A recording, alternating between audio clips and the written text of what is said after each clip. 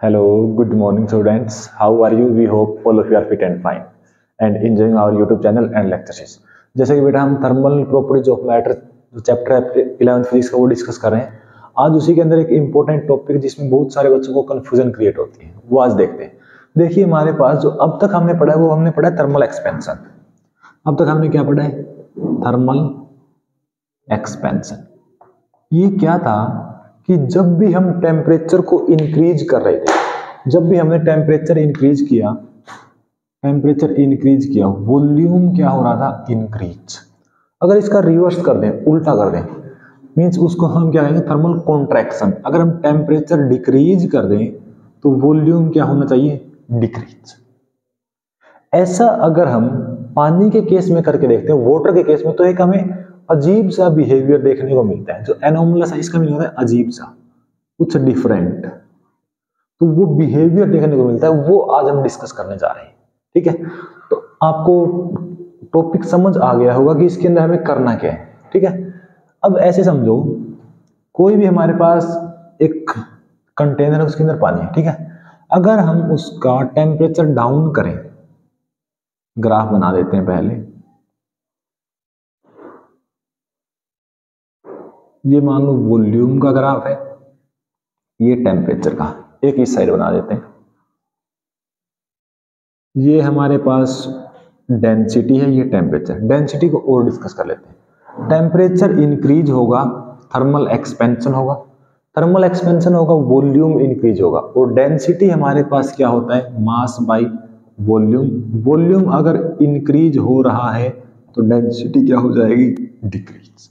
Means temperature increase करेंगे, density decrease होनी चाहिए। टेम्परेचर डिक्रीज करेंगे, डेंसिटी इंक्रीज होनी चाहिए। ठीक है, तो यहां से हम टेम्परेचर को जब भी इंक्रीज डिक्रीज करेंगे तो वॉल्यूम और डेंसिटी कैसे वेरी कर रहे हैं वो हम दोनों देख पा रहे हैं। ठीक है, अब जो हमारा नेक्स्ट टास्क है वो इनका ग्राफ ड्रॉ करते हैं। ठीक है, और ये ग्राफ वाटर के केस में ड्रॉ करने जा रहे हैं। किसके केस में? वाटर के केस में। हम ये देखना चाहते हैं कि हम टेम्परेचर को डिक्रीज करें तो वॉल्यूम डिक्रीज होना चाहिए। मींस अगर हम टेम्परेचर को डिक्रीज करते हैं तो वॉल्यूम डिक्रीज हो रहा है। वॉल्यूम क्या हो रहा है? डिक्रीज हो रहा है। लेकिन जैसे ही ये टेम्परेचर 4 डिग्री सेल्सियस तक पहुंचता है, मींस हमने टेम्परेचर को डिक्रीज किया अप टू 4 डिग्री सेल्सियस, तो वॉल्यूम डिक्रीज हो रहा है। Temperature decrease, volume decrease, volume decrease, density increase हो रही है। लेकिन जैसे ही हम 4 डिग्री सेल्सियस के ऊपर पहुंचते हैं तो हम क्या देखते हैं? जैसे ही 4 डिग्री टेम्परेचर हम और डिक्रीज करते हैं आफ्टर 4 डिग्री सेल्सियस, तो जो वॉल्यूम है वो डिक्रीज होना चाहिए, डेंसिटी इंक्रीज होना चाहिए। लेकिन एक्चुअल में जब हम देखते हैं तो ये ऐसे हो जाता है। मींस वॉल्यूम इंक्रीज होना स्टार्ट कर देता है और वॉल्यूम इंक्रीज होगा, डेंसिटी डिक्रीज होना स्टार्ट कर देगी। ठीक है, तो यहां से ये देखो जो नॉर्मल और सारे ऑब्जेक्ट्स हैं उनके केस में यही चीज हमें देखने को मिलती है। लेकिन वाटर का अगर हम 4 डिग्री सेल्सियस से 0 डिग्री सेल्सियस तक टेम्परेचर डिक्रीज कर रहे हैं तो हमें ऐसा फिनोमिना देखने को नहीं मिल रहा है, कुछ अलग, कुछ अजीब सा। उसी को हमने क्या बोला है? Anomalous behaviour of water. Actual में बेटा जब हम टेम्परेचर डिक्रीज कर रहे हैं वॉल्यूम डिक्रीज होना चाहिए, ये भी वॉल्यूम डिक्रीज होना चाहिए था, लेकिन हुआ नहीं, कुछ अलग बिहेवियर है। इसी का नाम क्या है? Anomalous behaviour of water. अगर हम डेंसिटी देखें तो डेंसिटी देखो, जब हम टेम्परेचर को डिक्रीज करेंगे डेंसिटी क्या होनी चाहिए? इंक्रीज होनी चाहिए। टेम्परेचर डिक्रीज करेंगे डेंसिटी इंक्रीज होनी चाहिए। 4 डिग्री सेल्सियस तक ऐसा होता है। जैसे ही 4 और 0 के बीच के हम टेम्परेचर को डिक्रीज करेंगे डेंसिटी क्या हो जाएगी? डिक्रीज। ये एक एनोमलस बिहेवियर है। ये क्या है? Anomalous behaviour. इस रीजन में और इस रीजन में अलग से दिखाएं तो एक इस रीजन में बेटा, सॉरी इस रीजन में, और एक इस रीजन में। जो पानी का बिहेवियर है वो और सभी ऑब्जेक्ट से डिफरेंट है, अलग टाइप का बिहेव कर रहे हैं। अब हम ये देखना चाह रहे हैं कि ऐसा हो क्यों रहा है। ठीक है, अब हम क्या देखना चाह रहे हैं कि ऐसा क्यों हो रहा है ऐसा कुछ। चलो उसके लिए आपको कुछ केमिस्ट्री पढ़नी पड़ेगी। देखो वाटर है, वाटर के अंदर क्या प्रेजेंट है, अगर हम वाटर का देखें तो H2 मीन एक ऑक्सीजन और 2 हाइड्रोजन, ठीक है। ये अब मैं यहां पर बहुत सारे बना रहा हूं, H2O, ठीक है, H2OH,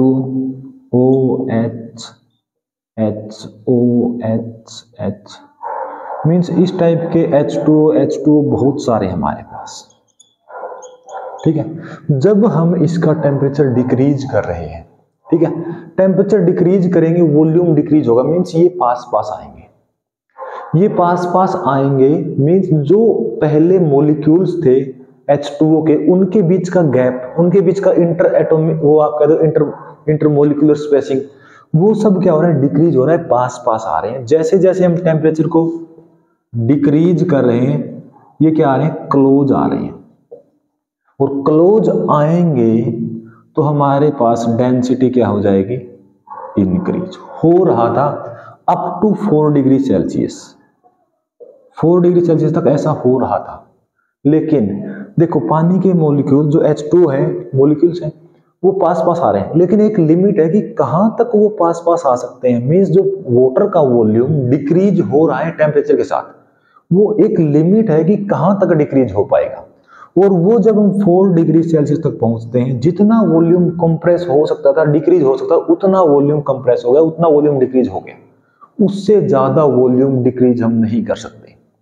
तो जो सबसे मैक्सिमम जो हमारे पास वॉल्यूम में डिक्रीज कह लो या डेंसिटी इंक्रीज कह लो, तो जो मैक्सिमम डेंसिटी है वो हमें कहां देखने को मिलती है, 4 डिग्री सेल्सियस। सिंपल सा रीजन है कि इसके और टेम्परेचर डिक्रीज करें तो हम वाटर है जो वॉल्यूम है उसको और ज्यादा कंप्रेस नहीं कर सकते, और ज्यादा वॉल्यूम डिक्रीज नहीं कर सकते। ऐसा क्यों होता है, अगर हम इसके बाद भी 4 डिग्री सेल्सियस के बाद भी टेम्परेचर डिक्रीज करें, तो जो हमारे पास ये है H2O, जो इनका केमिकल स्ट्रक्चर है, केमिकल बॉन्डिंग है, वो इस टाइप से अपने आप को अरेंज करेंगे। अभी दिखाते हैं, वो अपने आप को 4 डिग्री सेल्सियस के बाद जैसे ही टेम्परेचर डिक्रीज करेंगे, सब इस टाइप का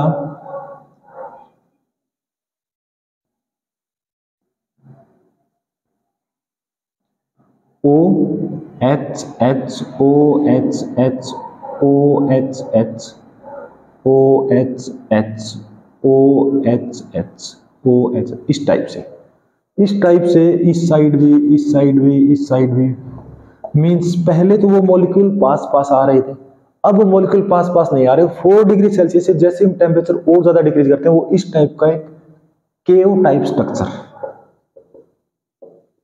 टाइप में स्ट्रक्चर वो कर लेते हैं, डिफाइन कर लेते हैं, अपने आप को इस तरीके से एडजस्ट कर लेते हैं। तो अब ये देखो, एक तो मॉलिक्यूल पास आ रहे थे, उनका जो डेंसिटी है, जो कंसंट्रेशन है बहुत पास, वो इंक्रीज हो रहा था।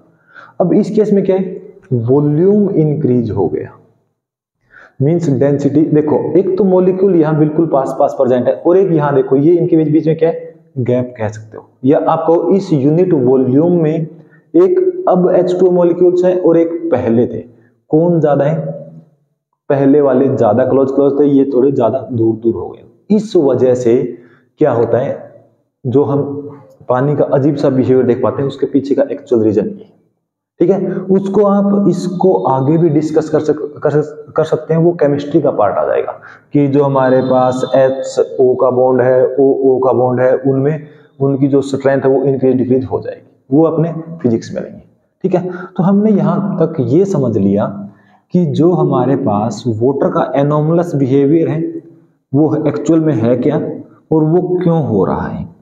अब हम देखते हैं कि ये हमारी डेली लाइफ को कैसे इफेक्ट करता है। जैसे आपने सुना होगा, सर्दी के अंदर जो अपने घरों में पाइप होती है पानी की, सर्दियों में जो अपने घरों में पानी की पाइप होती है, ठीक है। अभी देखते हैं, ये पानी की पाइप है, मान लो सर्दियों में इसके अंदर पानी है, ठीक है, पानी फुल है, ये पाइप फुल भरी है। अब जब सर्दियों के अंदर टेम्परेचर डिक्रीज होगा और मान लो जब वो टेम्परेचर 4 डिग्री सेल्सियस से भी डिक्रीज होगा तो वॉल्यूम क्या होगा, एक्सपेंड होगा, मतलब वॉल्यूम इंक्रीज होगा। अब अगर इसका वॉल्यूम इंक्रीज हो तो क्या पाइप इतना पानी इतना वॉल्यूम रख पाएगा, नहीं रख पाएगा, तो पाइप बरस्ट हो जाएगा, ब्लास्ट हो जाएगा, तो उसको बोलते हैं पाइप बरस्ट, पाइप का टूट जाना। ठीक है, एक और जो अपने क्रॉप्स होते हैं बेटा, यहां पानी होता है, वाटर, जब टेम्परेचर 4 डिग्री सेल्सियस से फिर से वापस जाएगा विंटर्स के अंदर, तो इसमें देखो जो पानी है उसका वॉल्यूम इंक्रीज हो जाएगा, और वॉल्यूम इंक्रीज हो जाएगा तो कहां आएगा, ये ब्लास्ट हो जाएगा, ये बाहर निकल जाएगा पानी। तो ये सब फिनोमिना हमें देखने को मिलते हैं due to anomalous behaviour of water. अब ये तो है कुछ एक जो हम डेली लाइफ में नेगेटिव इफेक्ट्स देख पा रहे हैं, मीन्स इससे हमें क्या क्या नुकसान हो रहे हैं। अब जो एक बहुत ही इंपॉर्टेंट फिनोमिना है उसको हम कह सकते हैं कॉन्सिक्वेंसेस, मीन्स जो एनोमलस बिहेवियर है ये फायदे का क्यों है, किस तरीके से हमें फायदा पहुंचा रहा है। तो सिंपली देखो, एक एग्जांपल से समझते हैं। ये हमारे पास एक रिवर है, क्या है, रिवर, एक रिवर है। रिवर का मान लेते हैं नॉर्मल टेम्परेचर 25 डिग्री सेल्सियस है और बाहर का टेम्परेचर भी 25 डिग्री सेल्सियस है। ठीक है, अभी तक जो हमने पढ़ा है एक बार उसके अकॉर्डिंग देखें। टेम्परेचर अगर इंक्रीज होगा वॉल्यूम इंक्रीज होगा, डेंसिटी डिक्रीज होगी। टेम्परेचर अगर डिक्रीज होगा वॉल्यूम डिक्रीज होगा, डेंसिटी इंक्रीज होगी।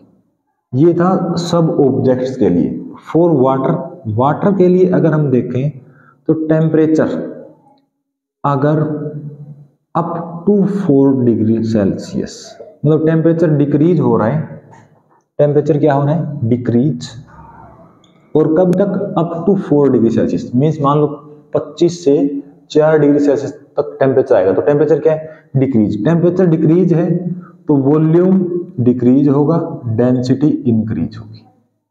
ठीक है, और जो अभी हमने पढ़ा टेम्परेचर को हम और ज्यादा डिक्रीज करें after 4 degree Celsius, 4 degree Celsius के बाद भी टेम्परेचर को डिक्रीज करें तो उसका अजीब सा बिहेवियर है, वॉल्यूम इंक्रीज कर देगा, डेंसिटी डिक्रीज कर देगा। ये अभी हमने सीखा है जो हमने anomalous behaviour of water study किया। तो अब उसके कॉन्सिक्वेंसेस क्या, देखो जैसे हमारे पास विंटर है, ठंड के मौसम में मान लो बाहर का टेम्परेचर बहुत कम हो रहा है। ठीक है, बहुत कम हो रहा है, पहले हम मान लेते टेम्परेचर डिक्रीज करके अप टू 4 डिग्री सेल्सियस आएगा। ठीक है, मान लो बाहर का टेम्परेचर 0 डिग्री सेल्सियस है। ठीक है, लेकिन वो पहले 25 से कहाँ आएगा, 4 डिग्री सेल्सियस पे। जब तक 4 डिग्री सेल्सियस है तो ये जो लेयर है जो एटमॉस्फेयर के टच में है, ठीक है, इसका टेम्परेचर अभी भी कितना है, 25 डिग्री सेल्सियस, और बाहर का कितना है, 4 डिग्री सेल्सियस, 5 डिग्री सेल्सियस, इसके आसपास। तो बेटा ये हमारे पास क्या है, हॉट बॉडी, और ये क्या है, कोल्ड बॉडी। तो जो हीट का ट्रांसफर है, जैसे मान लो हमारे पास एक चाय का कप है, तो चाय का कप गर्म है, बाहर का एटमॉस्फेयर क्या है, उसके रिस्पेक्ट में टेम्परेचर कम है, तो हीट बाहर निकलेगी। ठीक है, तो जो हीट का ट्रांसफर है, जो हीट फ्लो कर रही है वो कहाँ, हाई से लो, मींस यहां से हीट फ्लो होके बाहर जाएगी, मतलब हीट कहां जाएगी, बाहर। हीट बाहर जाएगी, इसका टेम्परेचर भी कम हो जाएगा। कम कब तक होगा, देखो बाहर तो एटमॉस्फेयर है, उसके ऊपर इतनी स्मॉल अमाउंट ऑफ हीट से कोई फर्क नहीं पड़ेगा, तो उसका टेम्परेचर तो 4-5 डिग्री सेल्सियस ही रहेगा, और इसका टेम्परेचर हीट का फ्लो तब तक होता रहेगा जब तक इसका टेम्परेचर भी 4 डिग्री सेल्सियस नहीं आ जाता, या मान लो 5 डिग्री सेल्सियस नहीं आ जाता, तब तक हीट का फ्लो होता रहेगा। अब जैसे ही यहां पर टेम्परेचर 5 डिग्री सेल्सियस आया, कौन सी, जो अपर लेयर है उसका, अब देखो 4 डिग्री सेल्सियस या 5 डिग्री सेल्सियस, इसके ऊपर डेंसिटी क्या है, एक डेंसिटी 4 डिग्री सेल्सियस पर है और एक डेंसिटी 25 डिग्री सेल्सियस पर है। हमने ये पढ़ा हुआ है टेम्परेचर डिक्रीज करेंगे डेंसिटी क्या होगी, इंक्रीज, मींस इसकी डेंसिटी क्या है, ज्यादा, इसकी डेंसिटी क्या है, कम। मींस जो यहां पर जो पानी 4 डिग्री सेल्सियस तक पहुंचा है वो अब क्या है, ज्यादा डेंस है, मीन्स उसकी डेंसिटी ज़्यादा है, इसकी डेंसिटी कम है, तो ये कहाँ आएगा, नीचे आ जाएगा, और ये पानी कहाँ चला जाएगा, ऊपर। मीन्स इस टाइप से फिर से जो पानी ऊपर गया है उसका टेम्परेचर क्या है, 25 डिग्री सेल्सियस, फिर से वहाँ पे हीट बाहर जाएगी, उसका टेम्परेचर फिर से 4 होगा, फिर वो नीचे, ये वाला पानी ऊपर। मीन्स थोड़े से टाइम के बाद इस पूरी जो भी हमारे पास रिवर है, उस पूरे रिवर के वाटर का टेम्परेचर क्या हो जाएगा, मान लिया हमने 4 डिग्री सेल्सियस हो जाएगा, बाहर का ही 4, अंदर का ही 4, ठीक है। अब उसके बाद देखते हैं क्या होगा। जैसे ही टेम्परेचर इस वाली लेयर का भी अब हमारे पास क्या हो गया, 4 डिग्री सेल्सियस, अंदर भी क्या है, 4 डिग्री सेल्सियस। बाहर का टेम्परेचर मान लेते हैं 0 डिग्री सेल्सियस है, बाहर का टेम्परेचर क्या है, 0 डिग्री सेल्सियस। बाहर का टेम्परेचर 0 डिग्री सेल्सियस है, यहाँ के 4 डिग्री सेल्सियस, तो क्या होगा, ये हमारे पास हॉट है, ये हमारे पास कोल्ड है, हीट का ट्रांसफर होगा, हीट का ट्रांसफर होगा, तो इसका भी टेम्परेचर थोड़ी देर बाद 0 डिग्री सेल्सियस हो जाएगा। मीन्स यहाँ पर बर्फ जम जाएगी, जो अपर है वो क्या हो जाएगी, बर्फ जम जाएगी, आइस हो जाएगी। अब देखो, अब ये हमारे पास क्या है, टेम्परेचर 0 डिग्री सेल्सियस, और यहाँ क्या है, 4, आप कह सकते हो 4 है या 5 डिग्री सेल्सियस है।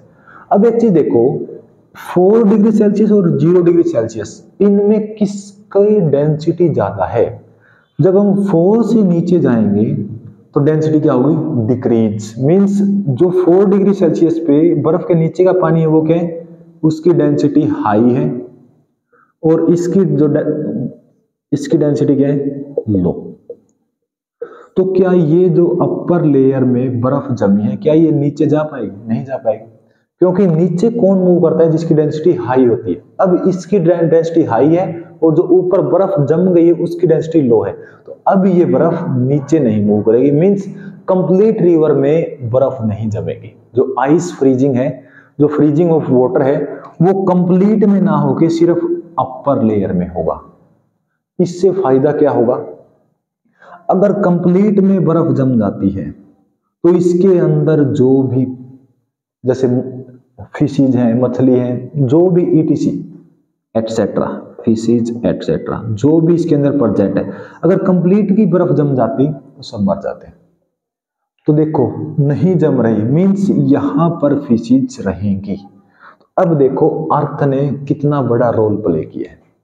मींस अर्थ अपने रूल को वॉयलेट नहीं होने दे रही। जो अर्थ के ऊपर जो कुछ भी प्रेजेंट है उनके ऊपर कोई इफेक्ट नहीं आने दे रही। और क्या हो रहा है, एक नया फिनोमिना अक्कर हो रहा है, जिसको हम एनोमलस बिहेवियर ऑफ वाटर कह रहे हैं। तो ये हमारे पास एनोमलस बिहेवियर ऑफ वाटर का कॉन्सिक्वेंस है, फायदा है, जिसकी वजह से जो भी पानी के अंदर रहते हैं वो विंटर, जब टेम्परेचर 0 डिग्री सेल्सियस से कम होता है तब भी वो जीवित रह पाते हैं, एनोमलस बिहेवियर ऑफ वाटर की वजह से। तो ये था आज का हमारा topic, anomalous behaviour of water. I hope आपको क्रिस्टल क्लियर हो गया होगा कि क्या होता है, क्यों होता है, और इसके बेनिफिट्स क्या है और इसके डिसएडवांटेजेस क्या है। Okay, thank you so much, have a nice day. अगर आपको बेटा अच्छा लगा तो आप इसको शेयर जरूर करेंगे अपने फ्रेंड्स में। Okay, thank you so much, have a nice day.